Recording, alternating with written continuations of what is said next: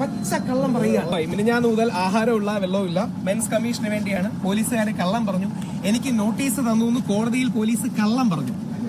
കോടതിയിലൊന്നും കള്ളം പറയരുതെന്നല്ലേ നമ്മൾ പ്രതീക്ഷിക്കുന്നുണ്ട്. ഇത് കള്ളക്കേസാണ്. ഞാനല്ല ഈ കുട്ടിയുടെ ഫോട്ടോ പോലും അയച്ചത്, വേറൊരാളാണ്. നിങ്ങൾ ശ്രദ്ധിച്ചാണ്, രഞ്ജിത അപ്പളിക്കൽ എന്ന് പറഞ്ഞു. എന്തൊരു കള്ളമാണ്. നിങ്ങൾ മീഡിയക്കാർ ചോദിച്ചില്ലെങ്കിൽ ആര് ചോദിക്കും?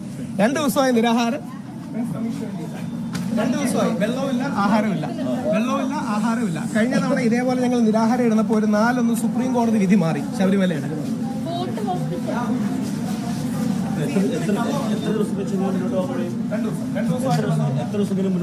എത്ര ദിവസം വേണമെങ്കിലും മുമ്പോട്ട് പോകും. കാര്യം നമ്മുടെ നീതിക്ക് വേണ്ടിയാണ്, സത്യത്തിന് വേണ്ടിയാണ് പോരാടുന്നത്. പോലീസ് എനിക്ക് നോട്ടീസ് തന്നു, കോടതി കള്ളം പറഞ്ഞു. എന്നാലോചിച്ച് നോക്കും, കോടതിയിൽ പോലീസ് രേഖാമൂലം കള്ളം പറഞ്ഞു എനിക്ക് നോട്ടീസ് തന്നു.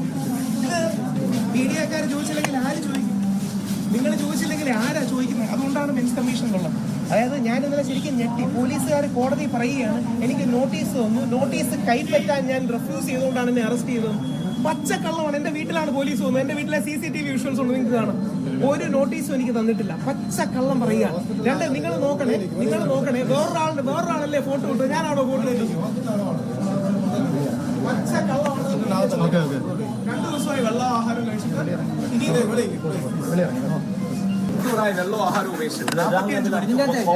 രാഹുൽ ഈ മാങ്കൂട്ടത്തിന് കോൺഗ്രസ് വരെ കൈവിട്ടെ, ഈശ്വര കൈവിടുന്നുണ്ട്. സത്യമാണ് പ്രധാനം. രാഹുലിന് വേണ്ടി വീഡിയോ ചെയ്യുന്ന നിർത്തണമെന്ന് എന്നോട് ആവശ്യപ്പെട്ടു. ഞാൻ പറഞ്ഞു ഇനിയും ചെയ്യുമെന്ന്. ഒരു കാര്യം കൂടെ, പോലീസ് ഞാൻ കേട്ടില്ല, പോലീസ് കോടതിയിൽ കള്ളം എഴുതി കൊടുത്തു, എനിക്ക് നോട്ടീസ് തന്നു. ഞാൻ ഇന്നലെ കേട്ടില്ല. 45 മണിക്കൂറായി ബ്രൂട്ടലായി ആരോഗ്യ പ്രശ്നമുള്ള ഇതേ കള്ളതല്ലേ മറ്റേ